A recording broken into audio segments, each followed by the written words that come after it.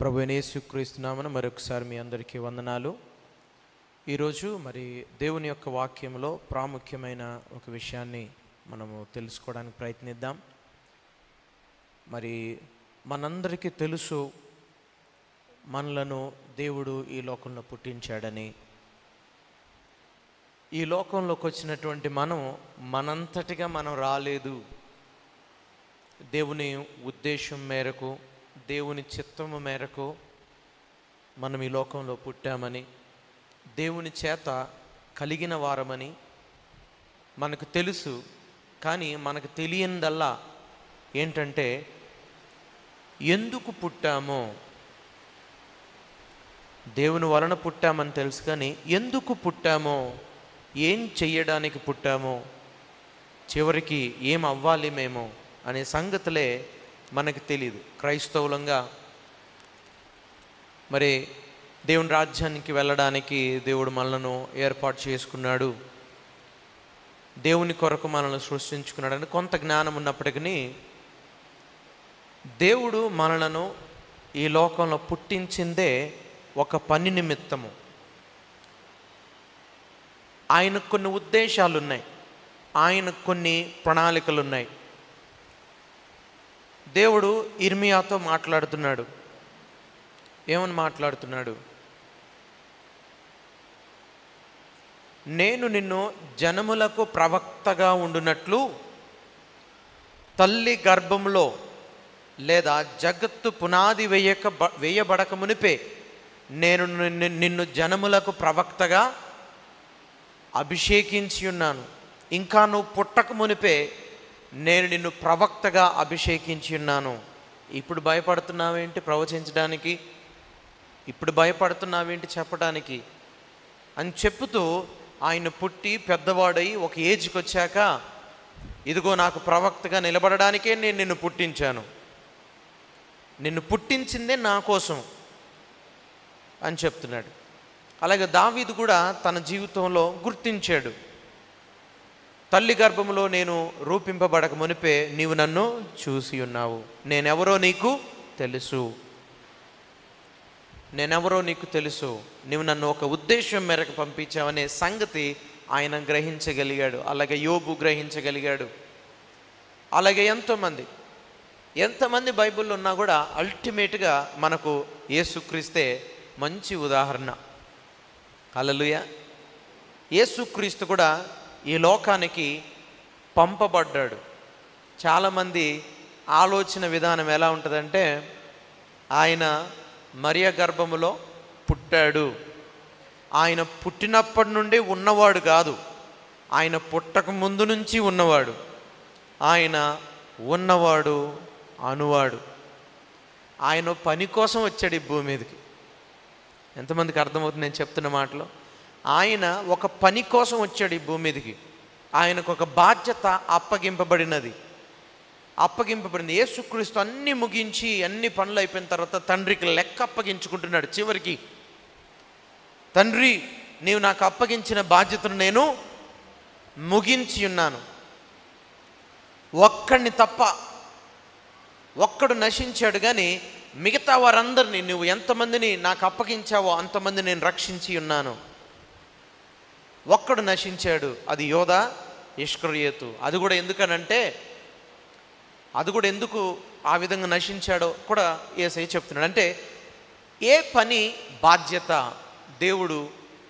దేవుని పిల్లలకు, దాసులకు అప్పగించాడో దానిని నెరవేర్చడానికి ఈ భూమి మీదకి వచ్చారు. కానీ మనకున్నటువంటి సమస్యలు, మనకున్నటువంటి పరిస్థితులు, మనం ఏమై ఉన్నామో, ఏం చెయ్యాలో, ఏం కావాలో అనే సంగతులను తెలుసుకోనివ్వకుండా ప్రతిరోజు మోసపోతూ దేవుని చిత్తంలో బ్రతకకుండా దుష్టుడు చేస్తూ ఉంటాడు. మీకు ప్రశ్న అడుగుతున్నాను, లాస్ట్ వీక్ మీ పాస్టర్ గారు ఏం మెసేజ్ చెప్పాడో మీకు గుర్తుందా? చెప్పండి. ఇంకెందుకు గుర్తుంటుంది? మనం ఏం చేయాలో ఈ భూమి మీద. Our mind works against us. మన హృదయము మోసకరమైంది, అది కూడా మనకు వ్యతిరేకంగా పనిచేస్తుంటుంది. మన మనస్సును మనం నమ్మడానికి లేదు, మన హృదయాన్ని మనం నమ్మడానికి లేదు. మన శరీరము బానిసైపోయింది అనేక అలవాట్లకు, లేదా సిస్టమ్ ఆఫ్ ద వరల్డ్కి మన శరీరము బానిసగా మార్చబడింది. ప్రభు అయిన యేసుక్రీస్తు ఈ లోకానికి వచ్చి మనలను విడిపించి ఏం చేశాండి? విడిపించి తన కొరకు మనలను ప్రతిష్ఠించుకొని నరకానికి వెళ్తున్నటువంటి మనలను, నశించిపోతున్న మనలను వెతకి రక్షించి ఈ లోకములో నుండి మనలను ఏర్పరచుకున్నాడు ఆయన పని నిమిత్తము. హల్లెలూయా. ఈ విడుదల ప్రాసెస్ అనేదే జరగట్లా. బాప్టిజం అయితే తీసుకున్నాము, బైబిల్ అయితే చదువుతున్నాము, ఇంకా పూర్తి విడుదల రావట్లే మనకి. ఇంకా సిగరెట్లు మానవులు ఉన్నారు, బాప్టిజం తీసుకుంటారు. మందు తాగే వాళ్ళు ఉన్నారు, బల్లాలో చేయేస్తారు. సినిమాలు చూసే వాళ్ళు ఉన్నారు, అతిక తెలివి. సినిమాలు చూడకూడదని ఎక్కడ రాస్తుంది? చూపి అంటారు వాళ్ళు. అత్యధికమైన చెడ్డ తెలివి, అది వాళ్ళని ముంచి పడేస్తుంది ఏదో ఒక రోజు. ఈరోజు ప్రభు సన్నిధిలో మనం అర్థం చేసుకోవాల్సిన ప్రాముఖ్యమైన విషయం గురించి నేను మాట్లాడుతున్నాను. ఏంటంటే అది దేవునికి నీ మీద ఒక ఉన్నత ప్రణాళిక ఉన్నది, అది నీకు తెలియదు. దేవునికి నీ మీద ఒక ఉన్నతమైన ఉద్దేశము ఉన్నది, అది నీకు తెలియదు, మనకు తెలియదు. యేసుక్రీస్తు ద్వారా తిరిగి ఆ ప్రణాళికను చెయ్యటానికి ఒక అర్హతను మనం సంపాదిస్తున్నాం. యేసుక్రీస్తు ద్వారా తండ్రితో సమాధానపరచబడి ఆయన చిత్తమును ఈ లోకంలో చేయటానికి ఆయన కొరకు ఏర్పాటు చేయబడ్డాం. కానీ ప్రతిరోజు సాతాను మనల్ని బిజీగా పెడుతూ దేవుని చిత్తాన్ని గ్రహించకుండా, ఆయన చిత్తంలో, ఆయన ఉద్దేశంలో పనిచేయనీయకుండా చేస్తున్నాడు. ఈ ఉచ్చులో ఎంతోమంది ఇరుక్కున్నారు, బయటికి రాలేకపోతున్నారు. అందులోనే ఉండి మరణించేంత వరకు కూడా, చనిపోయేంత వరకు కూడా ఎందుకు వారు పుట్టారో గ్రహించలేని స్థితికి వెళ్ళిపోతూ ఉన్నారు. ఈరోజు కొన్ని మాటలు నేను మీకు చెప్పాలని ఆశపడుతున్నాను. హల్లెలూయా. దేవుని యొక్క వాక్యంలో నుంచి ఇర్మియా గ్రంథం 29వ అధ్యాయం 11వ వచనంలో మనందరికీ పరిచయమైన వాక్యం అది. అందులో ఒక మాట ఉంది, తీసి చూద్దాం. ఎవరన్నా ఒకరు మైక్ తీసుకొని చదవండి దేవుని యొక్క వాక్యాన్ని. ఇర్మియా గ్రంథము 29వ అధ్యాయము 11వ వచనం.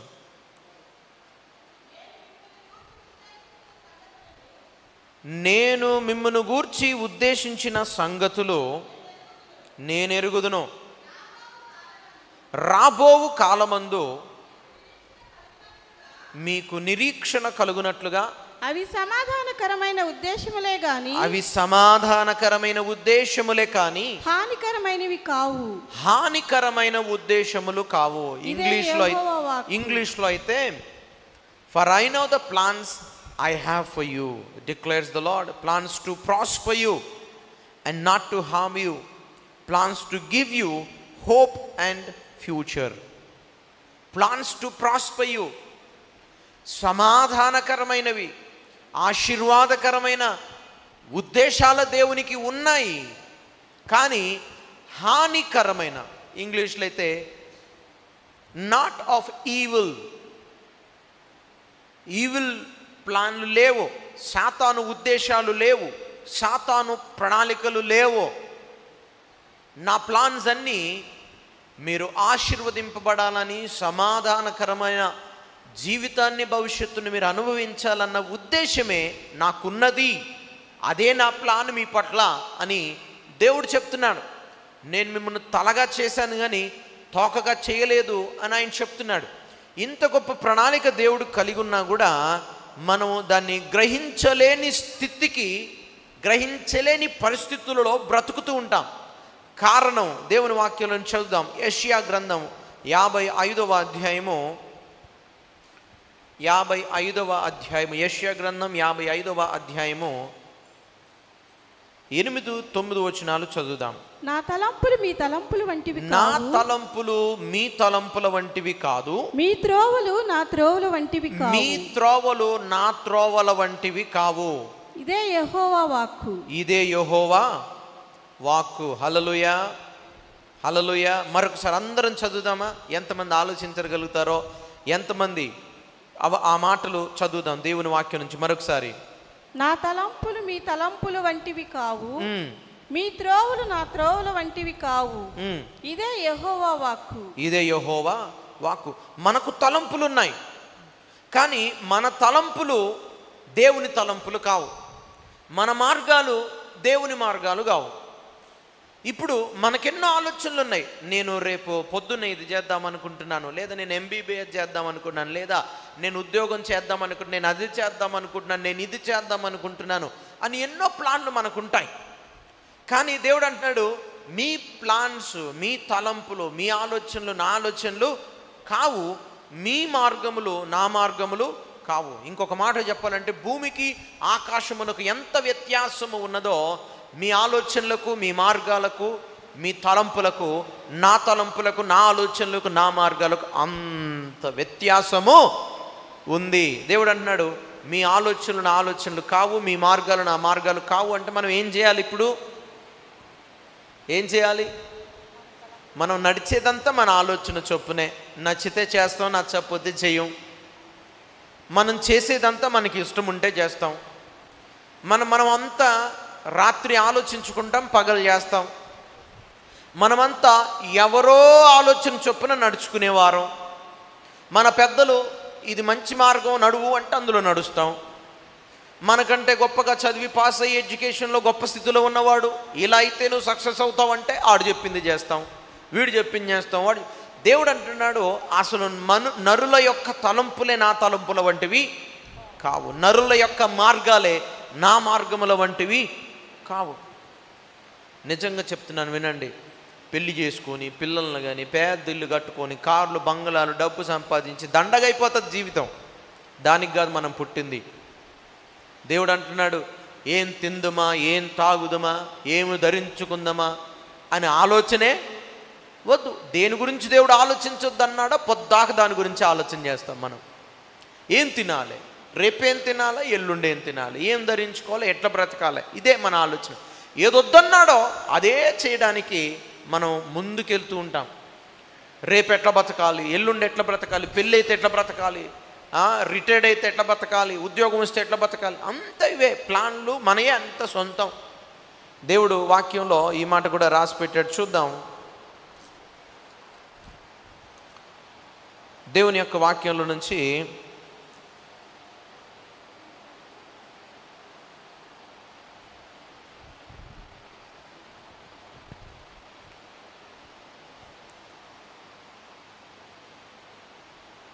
యాకోబు గ్రంథం 4వ అధ్యాయము 13వ వచనము.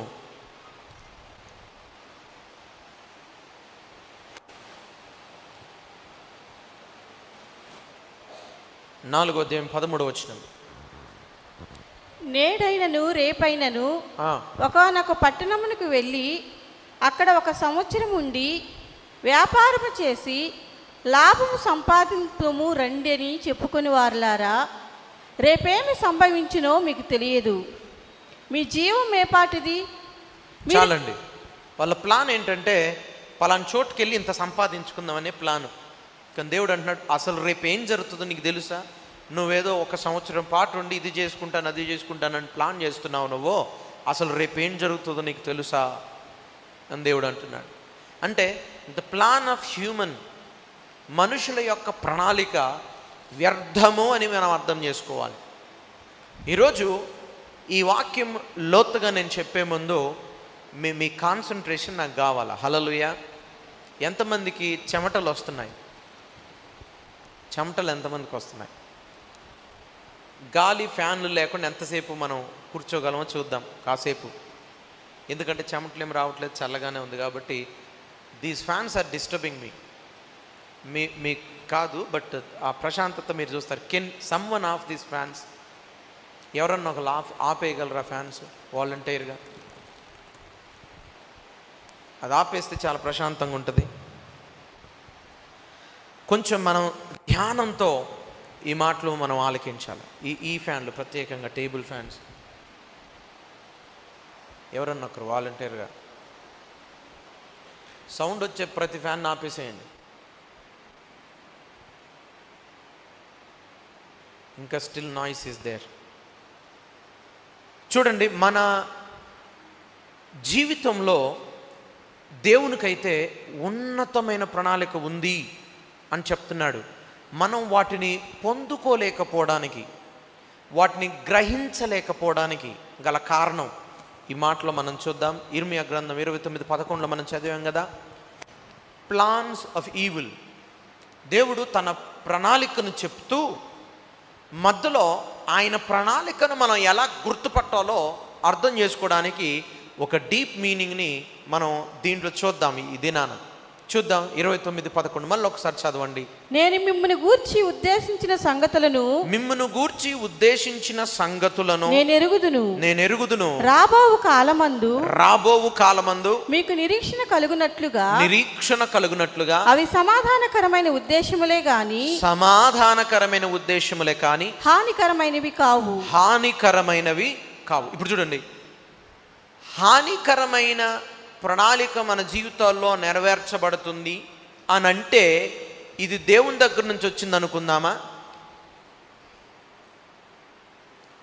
దేవుని ప్రణాళిక ఏది కాదో చెప్తున్నాడు. నా ప్రణాళిక అదైతే కాదు, నా ప్లాను అదైతే కాదు. నా ప్లాన్ ఏంటంటే సమాధానకరమైనది, ఆశీర్వాదకరమైనది. ఇదైతే నా ప్లాన్ కాదు, హానికరమైనది అయితే నా ప్లాన్ కాదు అంటున్నాడు. అని అంటే ఇంగ్లీష్లో నాట్ ఆఫ్ ఈవిల్ అని ఉంది, అంటే ఈవిల్ ప్లాన్స్ కాదు అని ఉంది. అంటే తెలుగులో సమాధానకరమైనది అనేది దేవుడు చెప్తుంటే హానికరమైనదని తెలుగులో చూస్తున్నాం. హాని, సమ్ కైండ్ ఆఫ్ డిస్టర్బెన్స్ మన జీవితాల్లో మనం నడుస్తూ ఉండగా, ముందుకు వెళ్తుండగా చూస్తున్నాము అని అంటే దాన్ని బట్టి వెంటనే మనం అర్థం చేసుకోవాలి, ఇదిగో ప్లాన్ ఆఫ్ గాడ్కి మధ్యలో, దేవుని ప్రణాళికకు నాకు మధ్యలో ఈవిల్ ఎంటర్ అయింది అని అర్థం చేసుకోవాలి. సాతాను ప్రవేశించింది అని వెంటనే మనం అర్థం చేసుకోవాలి. దేవునికి మనకు మధ్యలో ఆయన ప్రణాళికను మనం అందుకోవడానికి వెళ్తున్నప్పుడు మధ్యలో సాతాను ఒకటి ప్రవేశిస్తుంది అన్న సంగతి మనం అర్థం చేసుకోవాలి. హల్లెలూయా, హల్లెలూయా. దేవుడు ఏం చూస్తాడు? నిన్ను ఆయన ప్రణాళికలో నిలబెట్టడానికి ఏం చూస్తాడు అనంటే, నువ్వు నీ పొజిషన్కి, దేవుడి చిత్తమైనటువంటి ఆ పొజిషన్కి నువ్వు వెళ్ళాలంటే ఆ పొజిషన్కి కావలసిన కెపాసిటీ నీకుందా లేదన్నది దేవుడు చూస్తాడు. ముందు ఆ కెపాసిటీలోకి దేవుడు నిన్ను తీసుకొస్తాడు. ఆ బలములోనికి, ఆ సామర్థ్యతలోనికి, ఆ ఆత్మీయతలోనికి దేవుడు నిన్ను తీసుకొస్తున్నటువంటి ఆ సందర్భంలో సాతాను అనేక మార్లు నిన్ను అటాక్ చేస్తాడు. ఉదాహరణకు ఒక మాట చెప్తాను, జాగ్రత్తగా వినండి. దావీదు ఇశ్రాయేలీలకు రాజుగా ఉండుటకు ఆయన పుట్టాడు. అవునా కదా? అవునా కాదా? ఎంతమంది అగ్రి అవుతారా కాదా? ఆయన రాజు అయ్యాడు, పరిపాలించాడు, చనిపోయాడు, అంతా అయిపోయింది. ఇంకా దీన్ని అగ్రి కావడానికి, చేతులు ఎత్తకుండా ఉండడానికి ఏం లేదు. ఎంతమంది అగ్రి అవుతున్నారు? దావీదు మహారాజు ఇశ్రాయేలీలకి రాజుగా ఉండడానికి దేవుడు ఆయన్ని ఎంపిక చేసుకున్నాడు. కానీ దేవుని ఉద్దేశం అది, దేవుని చిత్తం అది, దేవుని ప్రణాళిక అది. ఆ ప్రణాళిక నెరవేర్చబడక మునిపే, ఆ ప్రణాళికలో కూర్చోడానికి అతనికి సామర్థ్యం ఉన్నది అని ఏ విధంగా దావీదు నిరూపించుకున్నాడో చిన్న మాటలో నేను చెప్తా. ఉన్నారా అందరు ఇక్కడే? ఉన్నారా? ఎవరు? ఒక చిన్న ఉదాహరణ నేను చెప్తాను. ఎవరన్నా సంబడి వాలంటీర్గా ఎవరన్నా ఒకరు ఆ చైర్ తీసుకొని ఇటురండి. ఎవరన్నా ఒకరు వాలంటీర్గా ఆ చైర్ తీసుకొని ఎవరన్నా ఇటురండి. మీరు సిగ్గుపడకపోతే ఎవరన్నా ఒకరు ఇక్కడికి రండి, వచ్చి కూర్చోండి ఆ చైర్లో. ఒక చిన్న ఉదాహరణ చూపిస్తాను మీకు.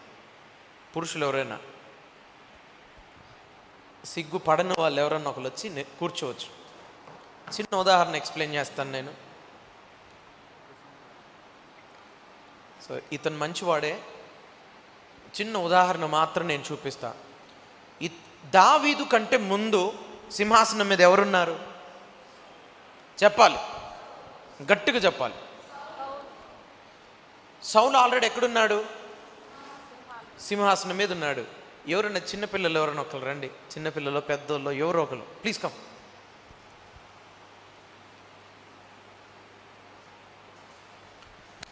ఇప్పుడు ఇతను దావీదు అనుకుందాం, ఇతనేమనుకుందాం? దావీదు అనుకుందాం. ఇంకా చిన్నోడుగా ఉన్నాడు, కానీ ఇతడు మాత్రం ఈ స్థానం కొరకు సిద్ధపరచబడ్డవాడు ఇతను. ఓకే, ఇతను ఈ సింహాసనం మీద కూర్చోడానికి పుట్టినవాడు. కానీ ఆల్రెడీ సింహాసనం మీద ఎవరున్నారు? సౌలు ఉన్నాడు.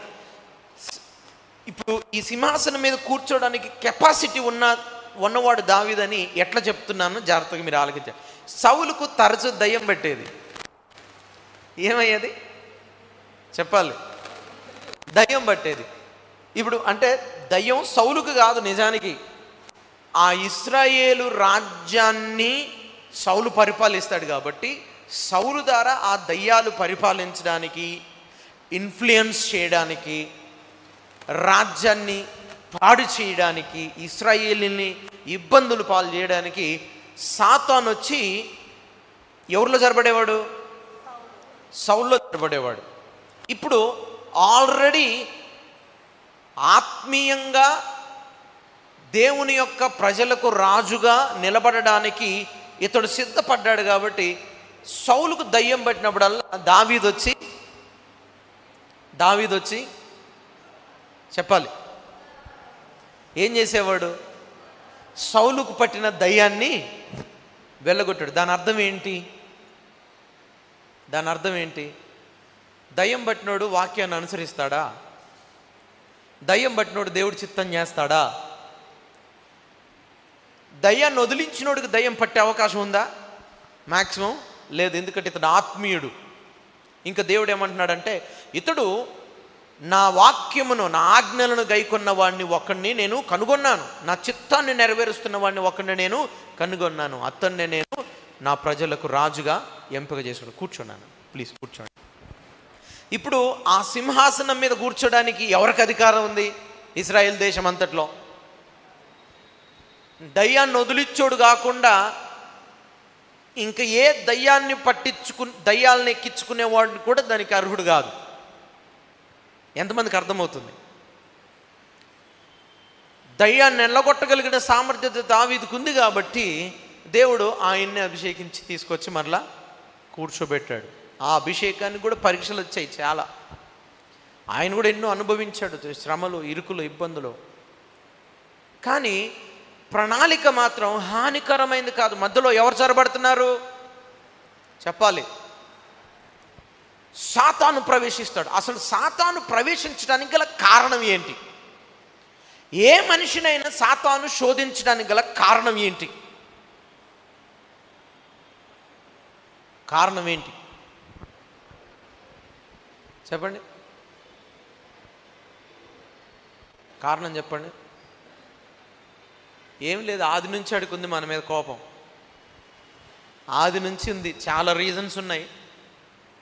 కానీ మనల్ని ఇన్ఫ్లుయెన్స్ చేయడానికి, మన మీద వాడికి అధికారం, శోధించడానికి అధికారం ఎప్పుడు వస్తుంది అని అంటే, మత్తయి సువార్త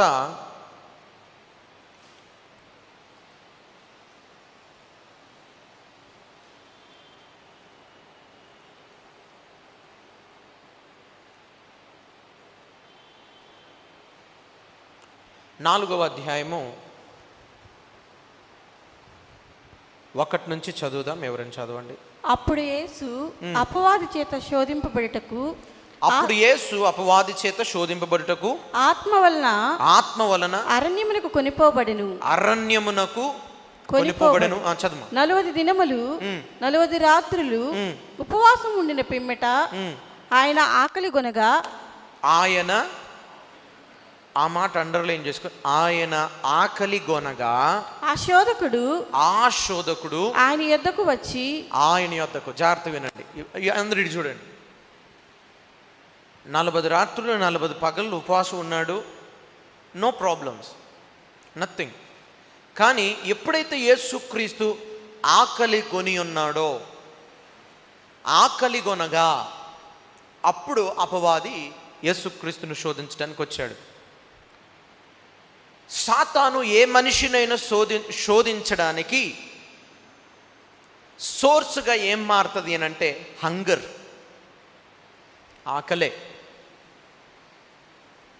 ఆకలే సాతాను ఏ మనిషినైనా శోధించడానికి మార్గముగా మారిద్ది. ఆకళ్ళు కూడా చాలా రకాలు ఉన్నాయి. శరీరానికి ఒక ఆకలి ఉంటుంది, పొట్టకు ఒక ఆకలి ఉంటుంది, శరీరానికి ఒక ఆకలి ఉంటుంది, హృదయానికి ఇంకో ఆకలి ఉంటుంది, ఆత్మకి ఇంకో ఆకలి ఉంటుంది. హల్లెలూయా. ఈ మాట చెప్పండి, మనము దేవుని పోలిక చొప్పున చేయబడ్డ వారం, అవునా? ఎంతమంది నమ్ముతున్నారు? దేవుని పోలిక ఏంటి? What is the image of God? ఏంటి దేవుని పోలిక? ఏంటి దేవుని పోలిక? ముక్కు, కళ్ళు, చెవులు, నోరా? అదా దేవుని పోలిక? దేవుని పోలిక ఏంటంటే తండ్రి, కుమార, పరిశుద్ధాత్మ, వారు ఏకమై ఉన్నారు. మనం కూడా ముగ్గురుగా ఉన్నాం, బాడీ, మైండ్ అండ్ సోల్. ప్రాణము, దేహము, ప్రాణము, ఆత్మ, ఈ మూడుగా మనం ఉన్నాం. ఇప్పుడు శరీరానికి యేసుక్రీస్తు ఆకలి కొనగా సాతానుడు వచ్చాడు. ఆయనకు ఆకలి ఏందనంటే అది శరీరానికి కలిగిన ఆకలి. కొంతమందికి పిచ్చి పిచ్చి ఆకళ్ళు కూడా కలుగుతాయి, శరీర కోరికలు, అది కూడా ఆకలే, హంగర్, శరీర కోరికలు. కొంతమందికి శరీరం పనిచేయిపోయిన హృదయంలో చెడ్డ కోరికలు వస్తాయి. వారి ప్రాణం చెడ్డ వాటి మీద ఆశపడుతుంది. వారికి శరీరం బలహీనంగానే ఉంటుంది, శరీర క్రియల మీద ఉండదు, వేరే వాటి మీద ఉంటుంది. శరీరాశ, నేత్రాశ, జీవపు డంబము, ఈ కోరికలు ఉన్నాయి. ఈ 3 రకాల కోరికలు కూడా 3 రకాల వాటికి వచ్చేవి. యేసుక్రీస్తు కూడా శోధింపబడుతున్న దినాల్లో ఆయన ఆకలి కొనగా శోధింపబడ్డాడు.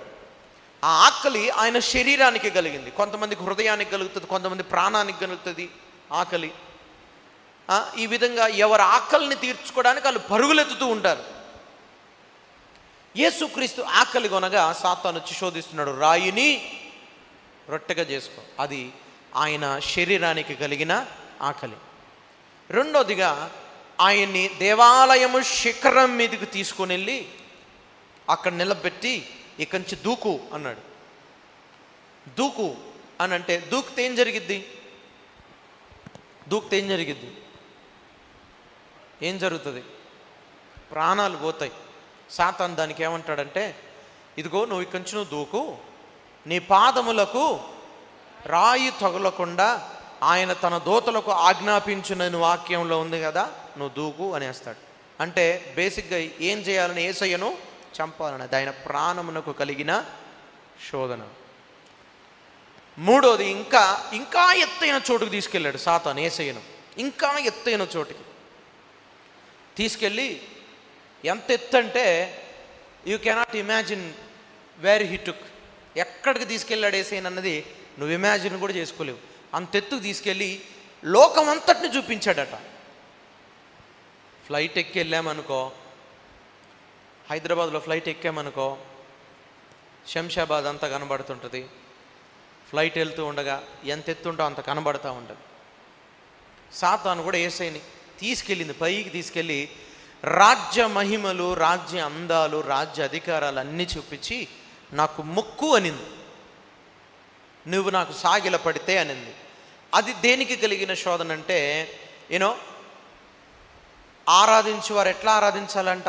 ఆత్మతో ఆరాధించాలి. అంటే నాకు మొక్కు, వర్షిప్ మీ అని అంటుంది సాతాను. అంటే దాని అర్థం ఏంటంటే, నువ్వు నాకు మొక్కు అంటే ఆత్మతో నీవు నన్ను ఆరాధించు, నాకు సాగిల పడితే if you worship me I give it to you.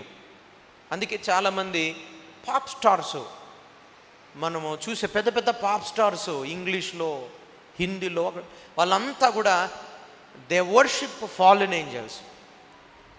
By that they get fame. వాళ్ళు ఆ విధంగా ఫేమస్ అవుతూ ఉంటారు. సాతాను వారికి ఆ మహిమని ఇస్తుంది, వారికి అదంతా ఇస్తుంది. సో ఆ విధంగా యేసుక్రీస్తుకి ఆఫర్ ఇస్తే యేసయ్య తన ఆత్మకు వచ్చిన ఆ శోధనను కూడా జయించాడు. ఈరోజు నేను ఈ మాటలు మీకు ఎందుకు చెప్తున్నానంటే, ఉన్నతమైన ఆ దేవుని ప్రణాళిక మనం పొందుకోవాలంటే వీటిని పట్టుకుని సాతాను మధ్యలో వచ్చి మనను గుంజి పడేసి లోకము వైపు చూసేలాగా చేసి లోకము నుండి ఆ శ్రమను అనుభవించేటట్టు చేస్తాడు సాతాను. అంటే మధ్యలో వాడి ప్లాన్ అప్లై చేస్తాడు మన మీద. దేవుడి ప్లాన్ జరగాల్సిందిగా పోయి సాతాన్ ప్లాన్లు మనలో జరుగుతూ ఉంటాయి. అందుకే చాలాసార్లు మనం ముందుకు వెళ్ళలేకపోతూ ఉంటాం. యేసుక్రీస్తు వచ్చింది దేనికనంటే ఆ అపవాది క్రియలను లయపరచడానికి వచ్చాడు, ఆ సాతాను క్రియలను లయపరచడానికి వచ్చాడు. ధర్మశాస్త్రము దేనిని చేయజాలకపోయినాం అంటే మనం పరిశుద్ధులుగా నిలబడడం కుదరట్లేదు. ధర్మశాస్త్రంలో ఉన్న వాక్యం అంతా అనుసరించినా కూడా ఇంకా తన ప్రాణం పాపాన్ని కోరుకుంటుంది. ఇంకా వారు భౌతికంగా అయితే ధర్మశాస్త్రాన్ని అనుసరిస్తున్నారు. అదే కదా చెప్పాడు ధనవంతుడైన యవనస్తుడు దేవుని దగ్గరికి వచ్చి, ధర్మశాస్త్రములు ఉన్నాయన్నీ నేను పాటిస్తున్నాను, అన్నీ నెరవేరుస్తున్నాడు. నిజమే, వాడు ఖచ్చితంగా కష్టపడి ధర్మశాస్త్రములు ఉన్నాయని నెరవేరుస్తున్నాడు. భౌతికంగా ఎప్పుడు లేవాలి అప్పుడు లేస్తున్నాడు, ఎప్పుడు తినాలి అప్పుడు తింటున్నాడు, ఎప్పుడు ప్రార్థన చేసుకోవాలి అప్పుడు ప్రార్థన చేసుకున్నాడు, ఎప్పుడు ధూపం వేయాలి అప్పుడు వేస్తున్నాడు, ఎప్పుడు బలులు అర్పించాలి అప్పుడు అర్పిస్తున్నాడు, అన్నీ చేస్తున్నాడు వాడు. కానీ వానికి ఇంకా కొదువైంది ఏంటంటే అతని హృదయము, అతని ప్రాణము ధనము మీద ఉంది. అంటే ధర్మశాస్త్రము యొక్క పని నెరవేర్చబడలే, అంటే పూర్తి అవ్వలేదు, చేయలేకపోయింది. అంటే ప్రాణ ఆత్మ దేహములు మూడు కూడా ఒక మనిషి పట్ల ఈ మూడు కూడా ఏకమైపోయి ఆ మనిషి ఆ మూడింటిని జయించగలిగే స్థితికి వచ్చి అన్నిటిని దేవునికి లోపరచాల. మీకు ఈ విషయం అర్థమవుతుంది నేను చెప్తుంది? ఎంతమందికి అర్థమవుతుంది? అర్థమవుతుందా? వ్యర్థం అవుతుందా? అర్థమవుతుందా? స్కూల్ టీచర్ చాలాసార్లు ఈ ఉదాహరణ మనం ఎన్నోసార్లు వినుండొచ్చు. చిన్నపిల్లలు లేదా మన పిల్లలు, మా పిల్లలు కూడా అంతే, బయటికి మాత్రం చేతులు కట్టుకొని ఓకే డాడీ, చెప్పింది చేస్తాను డాడీ, వింటాను డాడీ అంటారు. లోపల మాత్రం నీ ముఖం డాడీ, నువ్వు అంతే అరువు డాడీ, నీ ముందు ఇంతే ఉంటావు డాడీ. పైకి మాత్రం చెప్పండి, పైకి మాత్రం చేతులు కట్టుకొని మర్యాదగా. కొన్నిసార్లు బ్రదర్స్ కూడా చాలామంది ప్రైజ్లాడు పాస్టర్ గారు, ప్రైజ్లాడు అంటారు. ఆడు మొఖాన్ని ఒక ప్రైజ్లాడు వేస్తే అయిపోయాయి, లోపల మాత్రం అవన్నీ ఉంటాయి. మీకు అర్థమవుతుందా? భక్తి మార్చేసేయాల మనిషిని, పైన కాదు లోపల మార్చాల. భక్తికున్న శక్తి ఏందనంటే మార్చేస్తుంది మనిషిని పూర్తిగా. అందుకే దేవుడు అంటున్నాడు, వారు భక్తి చేయించున్నారు కానీ భక్తిలో ఉన్న శక్తిని ఆశ్రయించట్లా. పైకి భక్తి గలవారే ఉంటారు కానీ లోపల మాత్రం హృదయం మారదు, ఆత్మలో ఏ మార్పు రాదు. వారు ఆత్మతో ఆరాధించి ఎప్పుడూ ఏడవరు. ఆత్మతో ఆరాధించిన మనసే కాదు అది, ఎంతసేపు బయటికి మాత్రం ఆరాధిస్తారు, అంత చక్కగా ఉంటుంది బయటికి, ఎవ్రీథింగ్ ఫైన్. కానీ దేవుడు అది చూడడం. దేవుడు చూసేది హృదయ తరంగం, హృదయాంతరంగం చూసి ఆత్మలో వీరేమై ఉన్నారు, ఇక్కడి నుంచి బయటికి పోతే రేపు ఏం చేస్తారు దేవుడికి అన్నీ తెలుసు. ప్రాణాత్మ దేహములను యేసుక్రీస్తు ఏ విధంగా జయించాడో, దుష్టుని యొక్క శోధనను ఏ విధంగా యేసయ్య జయించి తన ముందున్న ప్రణాళికను యేసుక్రీస్తు నెరవేర్చాడో, మనం కూడా సమాధానకరమైనటువంటి ఆ ప్రణాళికను నెరవేర్చడానికి మధ్యలో ప్రణాళికను తీసుకొని వచ్చే సాతానుణ్ణి మనము జయిస్తేనే దేవుడు పెట్టిన ప్రణాళికకు వెళ్తాము. ఇది మనం అర్థం చేసుకోవాలి. హల్లెలూయా. ఎంతమందికి అర్థమైందండి? దేవుని చిత్తమునకు మనకు మధ్యలో సాతాను చిత్తం ఒకటి వచ్చింది. దాన్ని జయించకపోతే దేవుని చిత్తాన్ని, దేవుని ప్రణాళికను పొందుకోలేం. అవి సమాధానకరమైనవి, అవి ఆశీర్వాదకరమైనవి. వాటికంటే ముందు మధ్యలో ఈవిల్ ప్లాన్స్ వస్తాయి, వాటిని మనం జయించాలి. అది శరీరానికే కలగొచ్చు, శరీరానికి వచ్చే ఆకలి, ప్రాణానికి వచ్చే ఆకలి, ఆత్మకు వచ్చే ఆకలి. ఆత్మ ఎప్పుడు if they are not sold, వారు అమ్మబడిన వారైతే ఆత్మ ఇప్పుడు దేవుణ్ణే వెతికిద్దట.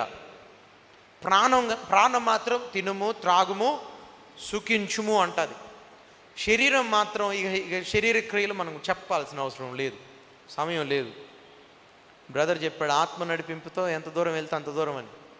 ఆనాడు పౌలు అయితే ఆత్మ నడిపింపుతో రాత్రి పగళ్ళు తీసుకున్నాడు. నిద్ర వచ్చి పైన కూర్చున్నాడు, నిద్ర వచ్చి కింద పడి చచ్చిపోయాడు. వామ్మ ఆయన అనవసరమైన పేరు వచ్చిద్దేమని వచ్చి మళ్ళీ చనిపోయినోడిని లేపేశాడు. ఇక అప్పటి సర్వీసులు అయితే అండి టైం చూసుకునేది ఏం లేదు. అప్పటి సర్వీసులో అంటే అపోస్తుల సర్వీసులో టైం లేదు. ఇప్పుడు టైం దాటితే ఆత్మీయత లేనట్టు. నిజానికి దేవుని పిల్లలు టైం చూసుకోకూడదు, అస్సలు దేవునికి టైం చూసుకోకూడదు. మనం దేవునికి టైం ఇచ్చేంత ఉన్నత వాళ్ళం కాదు, వెర్రి వాళ్ళం అయితేనే దేవునికి టైం పెడతాం. పిచ్చోళ్ళం తెక్కోళ్ళం వెర్రి వాళ్ళం అయితేనే దేవునికి టైం పెడతాం. మామూలుగా అయితే దేవునికి టైము వచ్చామంటే 3 రోజుల తర్వాత ఇంటికి వెళ్ళినా ఇదే ధన్యం. దానికంటే ఇప్పుడు ఇంట్లో పోయి తొంగుంటే, ఇంట్లో పోయి పడుకుంటే అది ఆశీర్వాదమా మీకు?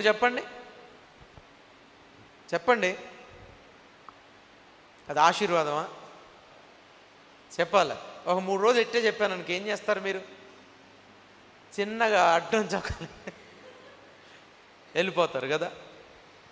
మనకి ఇంకా అంత ఆకలి లేదు, ఆత్మీయ ఆకలి అంతా లేదు. శరీరానికి ఆకలి, నిద్ర పోవాలనిపిస్తుంది పోతాం, కడుపుకి ఆకలి పోవాలనిపిస్తుంది పోతాం. ఆ దినాల్లో యేసుక్రీస్తు వాళ్ళందరికీ ఇంటికి పోయి తినటానికి కూడా టైము లేదు, యేసయ్యను వెంబడిస్తూనే ఉన్నారు. అందుకే ఆయన అద్భుతం చేశారికి పోషించాడు. You don't know what is happening. హల్లెలూయా.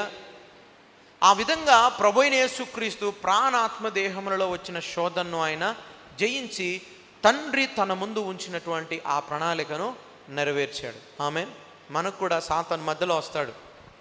ఎవడో హ్యాండ్సమ్గా ఉన్నాడో ఒకడు వస్తాడు, ఐ లవ్ యూ చెప్తాడు. ఎవరో అందంగా ఉన్న బ్యూటిఫుల్ లేడీ వస్తుంది, ఐ లవ్ యూ చెప్తుంది. ఇక మనం ఏమైపోతాం? ఇదే దేవుడు చెప్తాం, ఇదే దేవుడు పెట్టింది, నీ ఇష్టాలు ఏందో కనుక్కుంటాం, మా ఇష్టాలు ఏందో కనుక్కుంటాం. ఈ కనుక్కొని వాటి ప్రకారం ముందుకు వెళ్తాం. ఇష్టాలు కలిస్తే చాలు, ఇక ఇద్దరు కలిసినట్టే. ఇది అసలు దేవుడి చిత్తమే కాదు. ఉద్యోగాలు కలిస్తే చాలు దేవుడి చిత్తం. ఇద్దరు డాక్టర్లు అయితే చాలు, వాళ్ళిద్దరు పెళ్లి చేసుకోవచ్చు. ఇద్దరు ఇంజనీరింగ్లు అయితే చాలు, వాళ్ళిద్దరు పెళ్లి చేసుకోవచ్చు. ఏమండి? ఇద్దరు ఒకే ఆఫీసులో పనిచేసే వాళ్ళు అయితే వాళ్ళు ఒక్కసారి పని చేసుకో, ఇద్దరు ఒక్క కూరోళ్ళు అయితే పని. ఈ దండగ పనులు ఇవన్నీ క్రిస్టియానిటీ ఎప్పుడో మోసపోయి ఆ మోసంలో బతుకుతూ ఉన్నాం మనం. ఇవన్నీ ఫెయిల్ అవ్వాలా, ఇవన్నీ ఓడిపోవాలా, ఇవన్నీ ఓడగొట్టాలి. ఆమేన్. ఆ ప్లాన్లు మనిషివి, అవి దేవునివి కావు, అవి మనుషుల ప్లాన్లు. అందుకే చాలాసార్లు ఇబ్బందులు ఇరుకులు అనుభవిస్తూ ఉంటారు అలా ముందుకెళ్ళిన వాళ్ళు. ఆమేన్. ఎంతమందికి అర్థమవుతుందండి? హల్లెలూయా. వాటన్నిటిని మనము జయించాలి, వాటన్నిటిని మనము జయించాలి. జాగ్రత్తగా వినాలా. ఇప్పుడు ఇంపార్టెంట్ విషయం చెప్తున్నాను. ప్రభు అయిన యేసుక్రీస్తు ఆ విధంగా అంత మహిమ సాతాను చూపించిన ఎక్కడ సాతానుకు లోబడకుండా సాతాను రిజెక్ట్ చేసి కలువరి శిలువలో నలగొట్టబడడానికి, కొరడాలతో కొట్టబడడానికి, ఉమ్మివేయబడడానికి తను తాను అప్పగించుకొని, ఆ శ్రమకు తాను అప్పగించుకొని, ఆ శ్రమను అనుభవించి కలువరి శిలువలో మరణించి మూడవ దినాన తిరిగి లేచినప్పుడు తండ్రి అయిన దేవుడు పిలిచి, ఇదిగో నేను నీకు అప్పగించిన బాధ్యత నువ్వు ముగించావు, కాబట్టి భూమి మీదనో పాతాళం మీదనో పరలోకం మీదనో సర్వాధికారం నేను నీకు ఇచ్చుచున్నాను. హల్లెలూయా, హల్లెలూయా. సాతాను ఏం ఆఫర్ చేసింది? భూలోక మహిమంతా నేను నీకు ఇస్తా అని సాతాను ఆఫర్ చేసింది. సాతానుణ్ణి జయించినందున దేవుడు ఏమో ఇచ్చాడు యేసయ్యకు?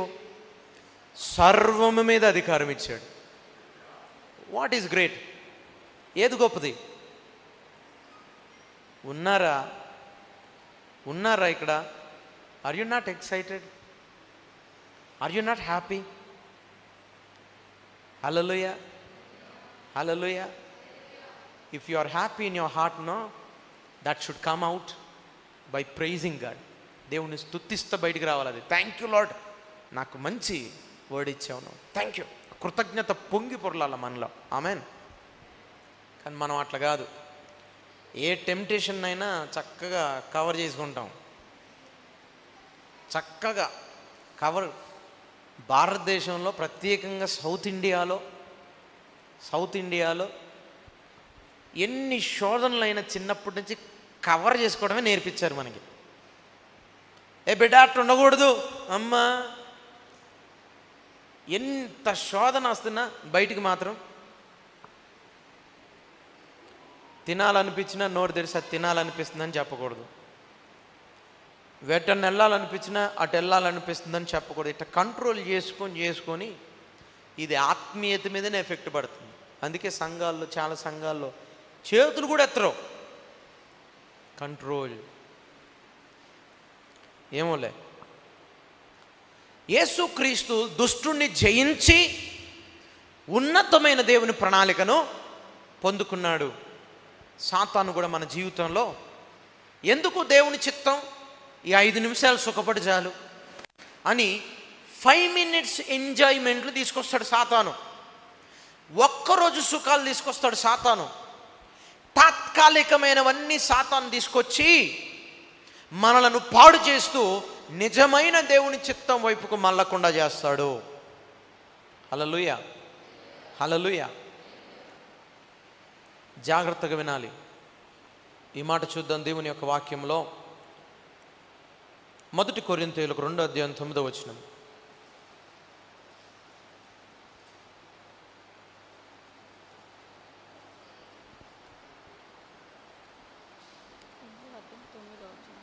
ఇందును గూర్చి దేవుడు తన ప్రేమించు వారి కొరకు ఏమి సిద్ధపరిచెనో అవి కంటికి కనబడలేదు, చెవికి వినబడలేదు, మనుష్య హృదయమునకు గోచరము కాలేదు అని రాయబడి ఉన్నది. మనకైతే దేవుడు వాటిని తన ఆత్మ వలన బయలుపరిచాడు. దేని వలన బయలుపరిచాడు చెప్పాలి అందరూ గట్టిగా. మీ తలంపులు నా తలంపులు, మీ మార్గాలు నా మార్గాలు కాదు. దేవుడు అన్నాడు అవి కంటికి. దేవుడు ఏవి సిద్ధపరచాడు? The plan of God, you cannot see it, you cannot hear it. దేవుని ప్రణాళికను నువ్వు చూడలేవు, కంటితో వినలేవు, నీ హృదయానికి గోచరము కూడా కాదు. అయితే మనకైతే అవి దేవుని ఆత్మ వలన, చెప్పండి ఎవరి వలన తెలుస్తుంది? చెప్పాలి, ఎవరి వలన తెలుస్తుందండి? తెలుసా మీకు దేవుని చిత్తం ఏంటో? దేవుని ఆత్మ వలన అర్థమైందా దేవుడి ప్రణాళిక ఏంటో? మీరు ఆత్మీయులేనా? అసలు ఆత్మీయులేనా? Are you a spirit are are you a flesh? నువ్వు శరీరం అయితే శరీర క్రియలు ఉంటాయి పుష్కలంగా. నువ్వు ఆత్మవైతే శరీర క్రియలను జయించిన వాడు అవుతావు. ఆమెన్.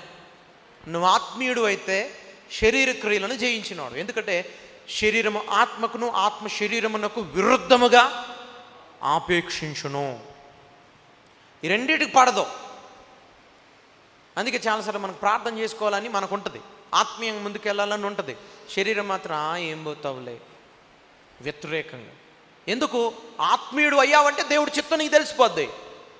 ఆత్మీయుడు అయ్యావంటే దేవుని ప్రణాళిక నీకు తెలుస్తుంది. కాబట్టి సాతాను నీ శరీరమును, నీ ప్రాణమును వాడి, వాటి మీద వాడి చిత్తమును, వాడి ప్రణాళికలను, వాడి ఆశలను పెట్టి లోకాశలను తీసుకొచ్చి లోకము నుండి శ్రమ కలుగునట్లు చేస్తాడు వాడు. దేవుని ఆత్మ ద్వారా మనం జీవిస్తున్నప్పుడు దేవుని ఆత్మీయ ప్రణాళికలు మనకు తెలుస్తాయి. కానీ చాలామంది ఆత్మీయులుగా మార్చబడడానికి అవకాశం ఎవరు నన్ను ఆత్మీయులుగా మార్దామని ప్రయత్నిస్తారు, చంపేస్తారు మనుషుల్ని. దేవుని వాక్యం నుంచి మార్చుదాం. హెబ్రీయులకు 4:12 వచనం.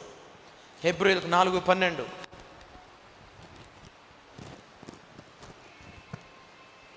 ఎందుకనగా దేవుని వాక్యము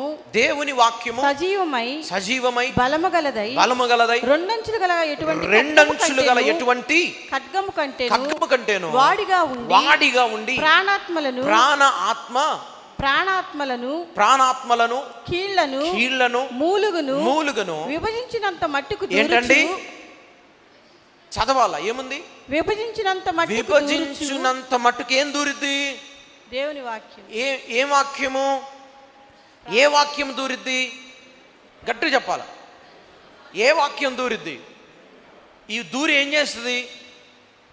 విభజించేస్తుంది. వేటేటిని విభజిస్తుంది? ప్రాణ ఆత్మ దేహములను. మూలుగలు వెముకలు దేహానికి ఉంటాయి.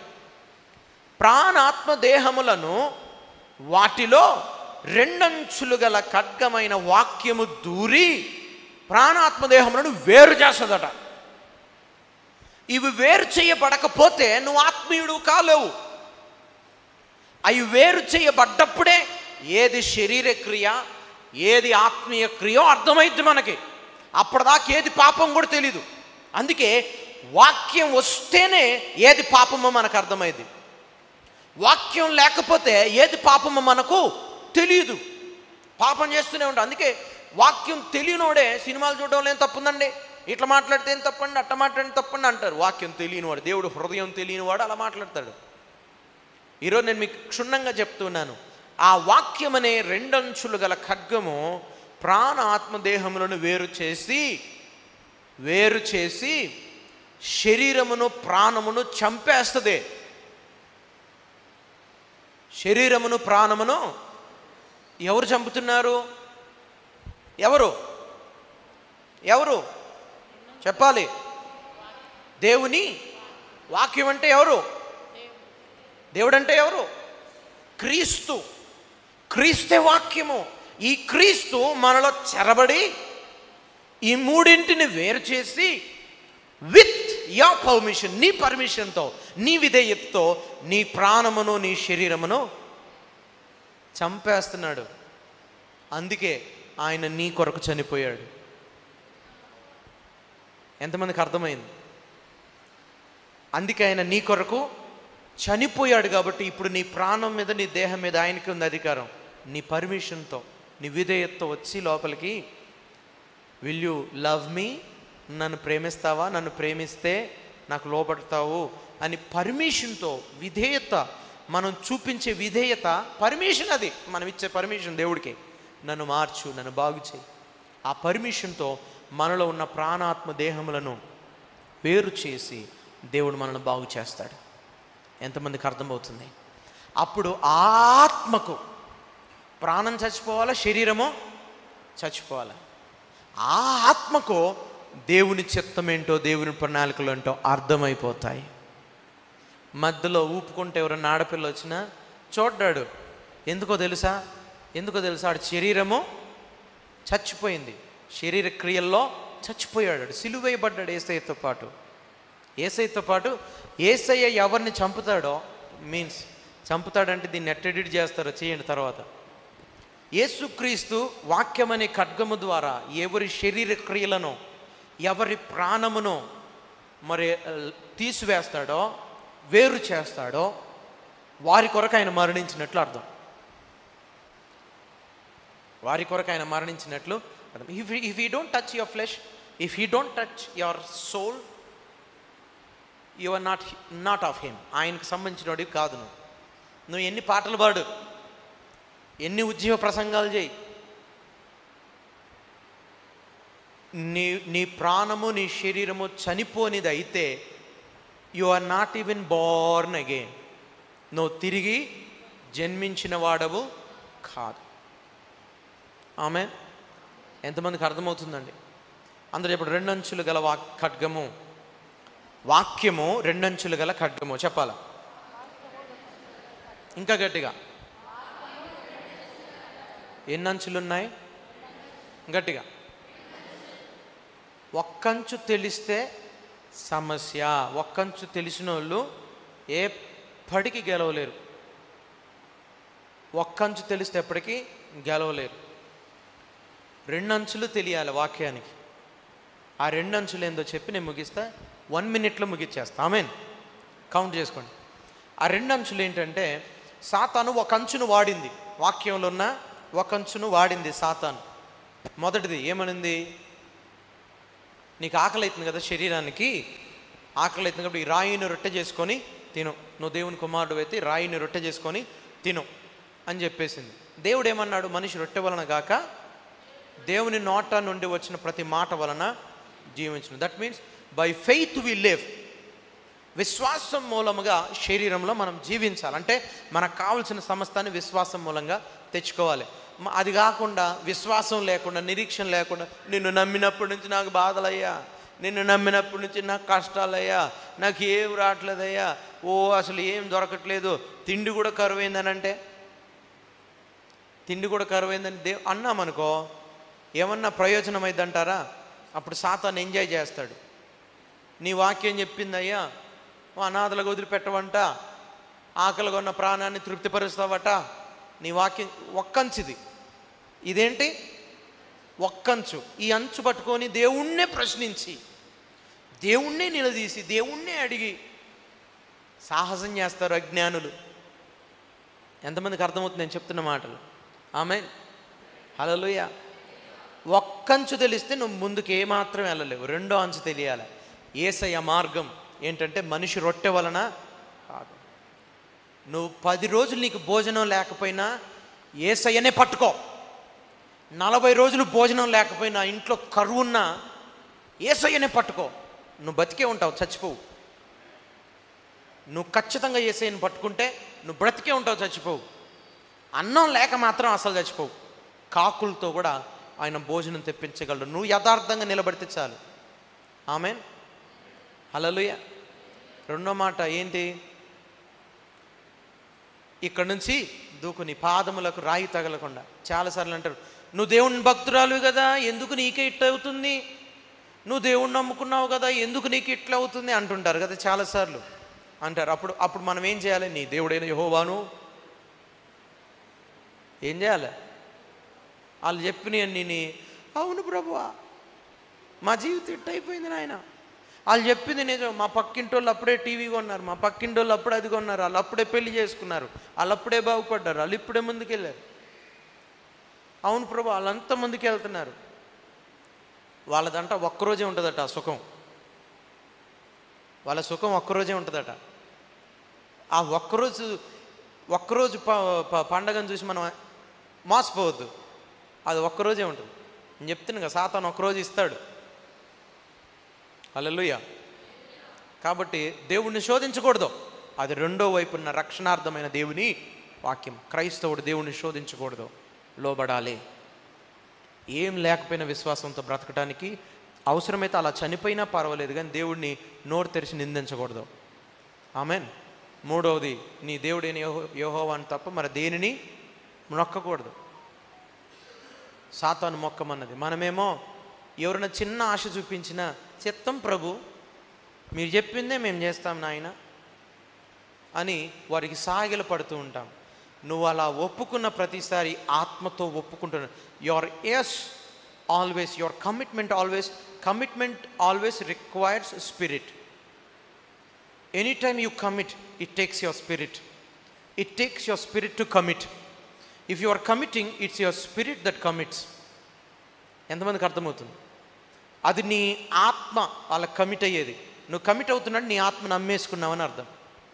ఈ విధంగా రెండంచులు గల ఖడ్గం దూరి ప్రాణాత్మ దేహములు వేరుపరిచి ఆత్మీయులముగా మార్చబడి దేవుడు మన ముందు పెట్టిన చిత్తం ఏందో గ్రహించినట్లు సాతాను మన మధ్యలోకి తీసుకొచ్చే ప్రణాళికలను మనము జయించాలి.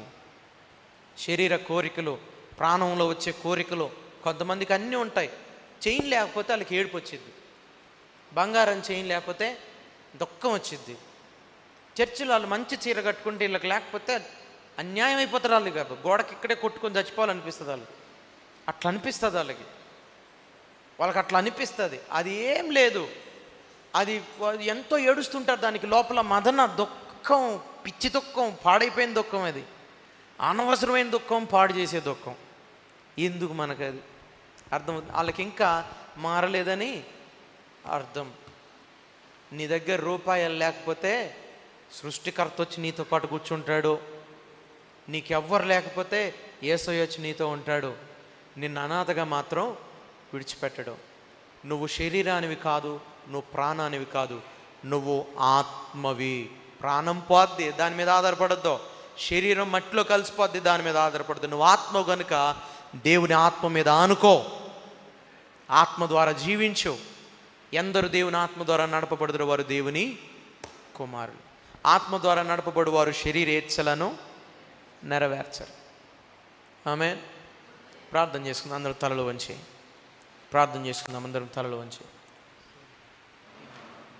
ప్రార్థన చేద్దాం. అందరం తలలు వంచి ఈరోజు నిజంగా ప్రభువుకి నిన్ను నువ్వు కమిట్ అయితే, ప్రభువుకి నిన్ను నువ్వు అప్పగించుకుంటే, I request you to stand there. Lord, ఈరోజు నన్ను నేను నీకు అప్పగించుకుంటున్నాను. నా ప్రాణాత్మ దేహములు నీకు అప్పగిస్తున్నాను. నీవే నన్ను నడిపించు. ఇది మొదలుకొని నాపై అధికారిగా నువ్వు ఉండు అని ఎంతమంది ఒప్పుకుంటారో వాళ్ళు దయచేసి లేచి నిలబడి మీ కొరకు నేను ప్రార్థన చేస్తాను. This is more important. చిక్కుపడొద్దు. ప్రభు వైపు తిరిగి, ఇదిగో నా జీవితాన్ని నీకు అప్పగిస్తున్నాను, నా బ్రతుకు నీకు అప్పగిస్తున్నాను. నాకు తెలుసు నా కొరకు గొప్ప ప్రణాళికలు నువ్వు పెట్టి ఉన్నావు, కానీ మధ్యలో సాతాను నీ ప్రణాళికలను అందుకునేకుండా చేస్తున్నాడు. సహాయం దయచేయండి. రెండు చేతులెత్తి, ఈరోజు నా శరీరానికి వచ్చే ఆకలిని నేను తీర్చను, నా ప్రాణానికి వచ్చే ఆకలిని నేను తీర్చను. ఆత్మలో ఆకలి దప్పిగలవారు ధన్యులు అంటున్నాడు దేవుడు. Those who are hunger in spirit, their hunger will be fulfilled, because spiritual hunger is not, the worldly things are not involved in spiritual hunger. లోక సంబంధమైన విషయాల్లో ఆత్మకు ఈ లోక సంబంధమైన విషయాలకు సంబంధమే లేదు. అందుకే ఇవన్నీ గతించిపోతాయి. గతించిపోయే వాటి మీద మనసు పెట్టువాడు, వాటితో పాటు వాడి మనసు కూడా గతించిపోద్ది. కానీ గతించని వాటి మీద ఆశ పెట్టుకో. ఏవి శాశ్వత కాలం ఉంటాయో వాటి మీద మనసు పెట్టుకో. కేవలం భక్తి చేసే వారంగా కాదు, కానీ దేవుని శక్తిని చూడాలి.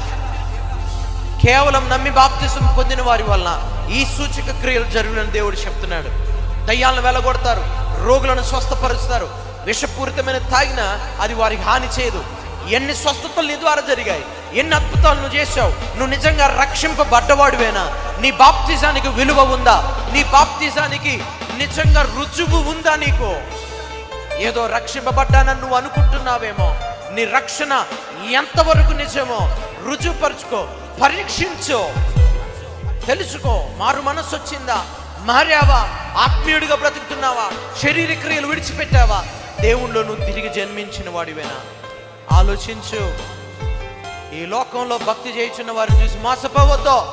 ఈ భక్తికి దేవునికి సంబంధం లేదు. వాక్యాలు చెప్తున్న వారు అందరిని చూసి నమ్మొద్దు, వాళ్ళకి దేవునికి సంబంధం లేదు. అద్భుతాలు చేసే వాళ్ళని నమ్మొద్దు, వాళ్ళకి దేవునికి సంబంధం లేదు. నీ నామమును దయ్యాలలో కొట్టాము, నీ నామమును అద్భుతాలు చేశాం, నీ నామమును గొప్ప కార్యం చేశాం అంటున్నారట దేవుడి దగ్గరికి వచ్చి. దేవుడు అంటున్నాడు, నీకు నాకు సంబంధం లేదు, నువ్వెవరో నాకు తెలియదు. ఎందుకంటే నా వాక్యముని యందు రూపము చేయలేదు, నా వాక్యముని యందు నెరవేర్చబడలేదు. You never changed. నువ్వు అసలు నాలో తిరిగి పుట్టలేదు. You are not born again. In my name you have done amazing things, but you are not born again. నువ్వు తిరిగి జన్మించలేదు. తిరిగి జన్మించడమే ప్రాధాన్యమో. యేసు నామమును ఎవరు పలికినా అద్భుతాలు జరుగుతాయి. గాడిదను కూడా దేవుడు వాడుకున్నాడు. దేవుడు ఛాలెంజ్ చేసి చెప్తున్నాడు, ఆ శాస్త్రులతో మీరు మౌనంగా ఉంటే బండరాలు కూడా వేస్తాయి స్తుతి కేకలని. దేవుడు దేన్నైనా వాడుకోగలడు. దేవుడు వాడుకుంటున్నాడని నువ్వు గొప్పవాడివి కాదు. నువ్వు మారు మనస్సు పొందితే, రూపాంతరం చెందితే నువ్వు గొప్పవాడివి. ఈరోజు ప్రభు మనతో మాట్లాడుతున్నాడు. Holy Spirit God, I give myself to you, Lord. దేవుని అడుగుదాం, రెండు చేతులెత్తి. యేసయ్యా నా యేసయ్యా యేసయ్యా నా యేసయ్యా యేసయ్యా నా యేసయ్యా యేసయ్యా నా యేసయ్యా యేసయ్యా నా యేసయ్యా యేసయ్యా నా యేసయ్యా నా దీన స్థితిలో నన్నాదరించి నన్నింతగా నీవు హెచ్చించితివే నా దీన స్థితిలో ఈరోజు ఉన్న స్థితి నుంచి దేవుడు మనల్ని లేపగలడు ఆదరించే దేవుడు కనికరించే దేవుడు నువ్వు ఉన్న స్థితి నుండి ఆయన లేపేవాడు నేనున్న స్థితికి కారణం నీవే నేనున్న స్థితికి కారణం నీవే అందుకే నా జీవితం నీకర్పిస్తున్నాను అందుకే నా జీవితం నీకర్పిస్తున్నాను చెప్తాం యేసయ్యా నా యేసయ్యా నీకు అర్పిస్తున్న నా జీవితం ప్రభువా నా బ్రతుకు నీ కొరకే నా అవయవాలు నీ కొరకే నా మనస్సు నీ కొరకే నేను బ్రతికితే నీ కొరకే బ్రతుకుతాను నీ మహిమ కొరకు బ్రతుకుతాను నా కొరకు నేను బ్రతకను మనుషుల కొరకు బ్రతకను ఈ లోకం కొరకు బ్రతకను కేవలం నీ కొరకు బ్రతుకుతాను నీ మహిమ కొరకు బ్రతుకుతానని నిర్ణయిస్తున్నాను yes Lord నా యేసయ్యా thank you Holy Spirit యేసయ్యా నా యేసయ్యా యేసయ్యా నా యేసయ్యా యేసయ్యా నా యేసయ్యా పరిశుద్ధునికి స్తోత్రం ఎంతమంది అయితే ఆశపడుతున్నారో ఎంతమంది అయితే నిలుచుని ఉన్నారో వారిని మీరు తాకండి బలపరచండి స్థిరపరచండి మీ చిత్తము ఈ నిలబడ్డ వారి జీవితంలో నెరవేర్చబడనుగాక నీ కృప వారికి లభించునుగాక Lord cover them by the blood of Jesus యేసు నామములో అడుగుచున్నాము తండ్రి ఆమేన్ థ్యాంక్ యూ